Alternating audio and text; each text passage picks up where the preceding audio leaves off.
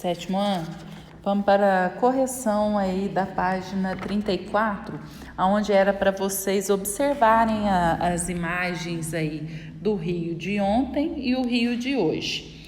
E o número 1 estava pedindo aí quais elementos do espaço citado pelo narrador, o Rio de ontem e hoje, vocês puderam observar aí. Então, podia observar aí a questão das ruas do centro, a livraria, a confeitaria, os bancos, as agências financeiras, o barulho, a questão da multidão, olha como que era antes, como que é hoje na atualidade. Então, a diferença mesmo das fotografias. Depois, a 2 estava pedindo aí quais foram as transformações que a paisagem do Rio de Janeiro sofreu e cite trechos do texto que justifiquem a sua resposta. Então, há uma questão aí com novos prédios, alteração da praça, e no texto, aonde permite imaginar essas transformações sofridas pela paisagem, tá aí, ó, parava diante das vitrinas, sim senhor, como isso mudou. Depois, cadê a confeitaria? Nada de confeitaria, somente bancos financeiras.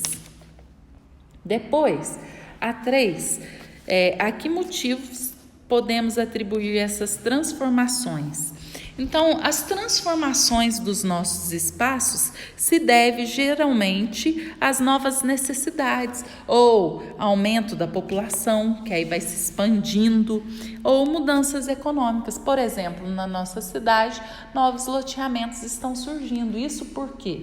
Porque houve um aumento populacional e tirou aí muitas lavouras de café próximo aqui da nossa cidade, as redondezas, e foi expandindo a nossa cidade.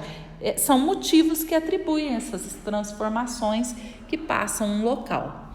Depois, tinha aí na página 35 a questão mostrando o mapa do Brasil e pedindo o que você conhece ou lhe chama atenção sobre as regiões destacadas no mapa do Brasil.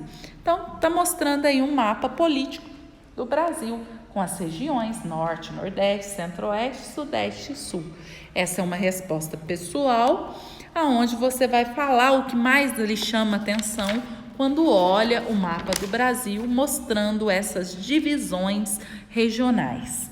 Depois, tem aí o exercício onde mostra as divisões de 1946, de 69 e depois da Constituição de 88.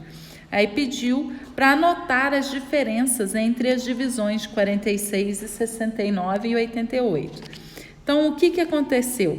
Em 46, havia territórios, por exemplo, na região leste de São Paulo, que pertencia à região sul do Brasil.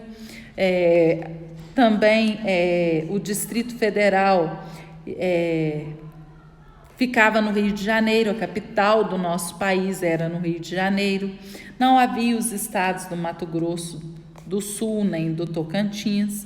Depois, em 1969, São Paulo passou a fazer parte da região sudeste, delimitou ali a questão da região sul e a região sudeste, passando um pedacinho para São Paulo. O Distrito Federal já estava em Goiás, né? E depois o restante permanecia igual. Depois, em 88, já é a divisão atualizada como nós temos hoje, composta por todos os territórios, formando aí os 26 estados e o Distrito Federal. Depois, eu pedi para vocês fazerem a tarefa 7 no final da nossa apostila, onde a tarefa 7 estava falando sobre o quê? Só um minuto, deixa eu achar aqui, tarefa 7. Está falando sobre as macro-regiões do IBGE. Então, as macro-regiões, número 1, segundo o IBGE, está pedindo aí como o Brasil está regionalizado. Então, o que é regionalizar? Regionalizar nada mais é do que dividir em partes, em regiões. Então aí está pedindo segundo o IBGE, como que o Brasil está regionalizado? Ele está regionalizado em 5 regiões: Norte, Nordeste, Sul e Sudeste, certo? Depois, segundo essa regionalização, em qual região fica o estado que você mora? Então, a nossa região é a região Sudeste. Nosso estado é Minas Gerais, capital, Belo Horizonte.